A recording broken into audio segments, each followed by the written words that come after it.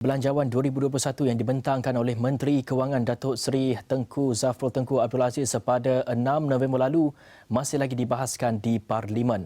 Ahli Parlimen dilihat terus memberi tumpuan kepada ucapan perbahasan belanjawan di peringkat dasar sama ada wakil rakyat ini menyokong, menolak atau menyokong dengan bersyarat sebelum sesi penggulungan berlaku dan pengundian kelulusan di Dewan Rakyat. Dan Parlimen dijangka akan mengundi belanjawan ini pada 26 November iaitu pada hari Khamis. Dan semestinya tumpuan terarah kepada beberapa situasi. Jika lulus, apa langkah seterusnya? Dan jika tidak lulus, apakah perkara yang boleh kita jangkakan? Persoalan ini akan diperincikan oleh Dr. Mazlan Ali, merupakan pensyarah kanan penganalisis politik Universiti Teknologi Malaysia. Doktor? Ya.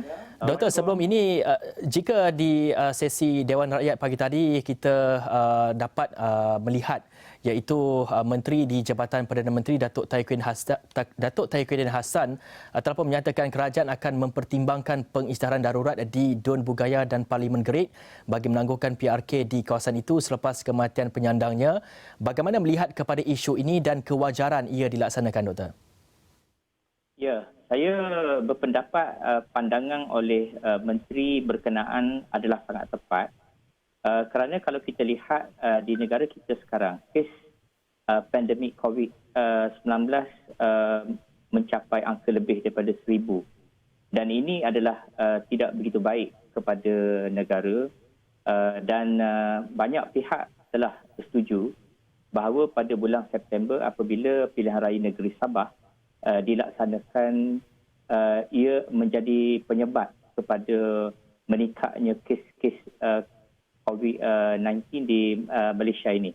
Kita berpandangan bahawa di Batu Sapi dan juga di Bugaya serta di Gerik adalah kawasan yang sekiranya dilaksanakan pilihan raya kecil mungkin boleh mencetuskan penularan COVID-19 yang lebih besar. Dan saya berpandangan bahawa kerajaan sedang berusaha untuk menangani masalah ini dan sekiranya dimohon kepada Seri Paduka Baginda yang di-Pertuan Agong untuk mengisytiharkan darurat di kawasan-kawasan berkenaan untuk tidak berlangsungnya pilihan raya kecil buat sementara itu adalah satu pilihan yang baik.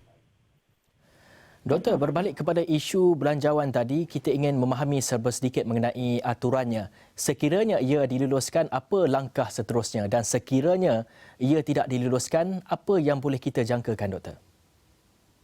Kita melihat mutakhir ini ada suara daripada ahli-ahli parlimen, termasuk juga daripada kerajaan menyatakan bahawa mereka akan menyokong rang undang-undang belanjawan ini secara bersyarat. Dan kita jangkakan bahawa mungkin ada risiko belanjawan ini tidak disokong, walaupun kita sebenarnya mengharapkan agar belanjawan ini dapat disokong sepenuhnya oleh ahli parlimen. Sekiranya tidak disokong, maka ia memberi kesan kepada negara kita. Pertama sekali, apabila belanjawan ini tidak diluluskan, ia memberi kesan kepada kerajaan untuk melaksanakan perbelanjaan khususnya perolehan kerajaan. Walaupun amandemen kepada penjawat awan itu boleh dilaksanakan, tetapi pada akhirnya negara kita memerlukan kepada belanjawan yang sebenarnya dilaksanakan secara normal seperti belanjawan yang sebelumnya. Ia juga boleh memberi impak kepada kerajaan itu sendiri di mana Perdana Menteri mungkin dilihat tidak lagi mendapat sokongan dan akan membawa dan juga mengheret negara kita sekali lagi ke kancah ketidakstabilan dan ketidaktentuan politik. Doktor, sebelum ini Ahli Parlimen Gua Musang Tengku Razali Hamzah menyatakan tidak akan menyertai perbahasan belanjawan 2021 di Dewan Rakyat.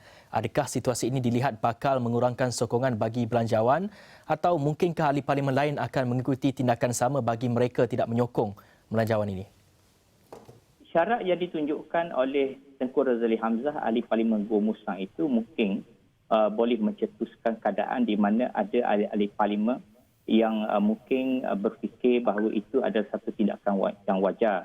Dan keputusan mesyuarat Barisan Nasional semalam juga dilaporkan bahawa seorang menteri daripada UMNO mengatakan bahawa Barisan Nasional mungkin akan membuat keputusan berasaskan kepada kehendak akar umbi. Ini mencerminkan bahawa ada gambaran bahawa belanjawan ini hanya akan disokong sekiranya ia memenuhi syarat-syarat yang telah ditetapkan oleh pihak-pihak di dalam kelompok-kelompok parti politik, termasuklah pembangkang. Dan keadaan ini mungkin boleh mencetuskan keadaan di mana kerajaan mungkin terpaksa kerajaan dalam keadaan yang begitu terdesak untuk mendapatkan sokongan bagi diluluskan belanjawan ini. Doktor, kita lihat Barisan Nasional antara parti yang mempunyai bilangan ahli parlimen teramai juga sebelum ini telah pun menyatakan sokongan akan diberikan kepada belanjawan 2021 namun bersyarat. Adakah selepas ini mungkin ada dari segi pengubahsuaian dan perubahan dalam peruntukan belanjawan nanti? Sebenarnya masa masih ada. Hari ini ada 2 hari lagi untuk pengundian ini. Di mana kita dipahamkan bahawa kerajaan telah mempertimbangkan satu daripada syarat yang diberikan oleh ahli parlimen UMNO, iaitu tentang EPF.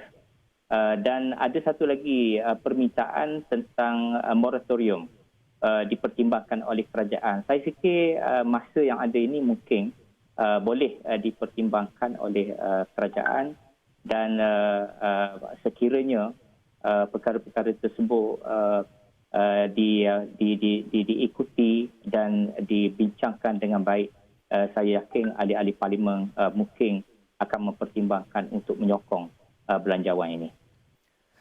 Baik, terima kasih Dr. Mazlan Ali, merupakan pensyarah kanan penganalisis politik Universiti Teknologi Malaysia atas perkembangan itu.